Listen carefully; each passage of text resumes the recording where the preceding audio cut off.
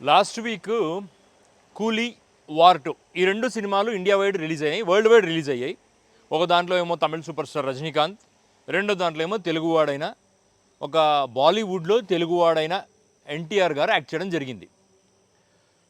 కానీ నాకు clear cut pattern అయితే ఒకటి అర్థమైంది. ఏంటంటే ఒక సెక్షన్ ఆఫ్ మీడియా, ఒక సెక్షన్ ఆఫ్ కులం, ఒక సెక్షన్ ఆఫ్ మతం వీళ్ళు ఎన్టీఆర్ మీద పగబట్టారని నాకు అనిపించింది.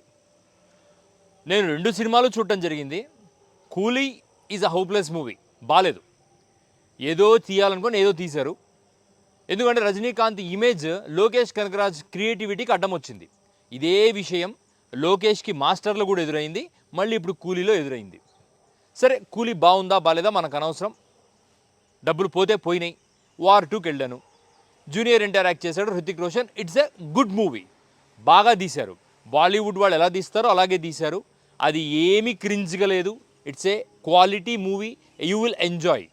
పైగా తెలుగువాడు, దట్టు ఎన్టీఆర్, ఒక కల్ట్ ఫ్యాన్ బేస్ ఉన్న ఒక హీరో బాలీవుడ్లో ఒక సక్సెస్ఫుల్ ఎంట్రీ ఇచ్చినప్పుడు, అది కూడా ఒక పెద్ద స్టార్తో చేసినప్పుడు తెలుగు వాళ్ళగా మనం గర్వపడాలి. కానీ అన్ఫార్చునేట్లీ ఆంధ్రప్రదేశ్ పరిస్థితి ఎలా అయిపోయిందంటే, మన కులస్థుడు మన పార్టీకి సపోర్ట్ చేయాలి, మన కులస్థుడు మన పార్టీ తరఫున మాట్లాడకపోతే వాడిని చంపేద్దాం, వాడిని తొక్కేద్దాం, మన మీడియా మనకు అనుకూలంగా మాట్లాడుతుంది. ఇంత దుర్మార్గమైన దుస్థితి ఆంధ్రప్రదేశ్కి రావడం అనేది బాధ కలిగించే విషయం యాక్చువల్లీ. కానీ నేను నా సబ్స్క్రైబర్స్కి చెప్తున్నా, go and celebrate the movie.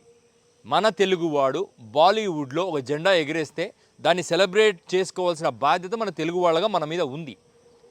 Rajinikanth తమిళ వాడైనా మనం నోరు తెరుచుకొని అతని సినిమాలు చూస్తున్నాం. ముసలోడు అయిపోయిన రజనీకాంత్నే మనం ఎంటర్టైన్ చేస్తున్నప్పుడు why can't we entertain our own hero? మన హీరో, మన తెలుగు వాడిని మనం సెలబ్రేట్ చేసుకుందాం. Go and watch war movie.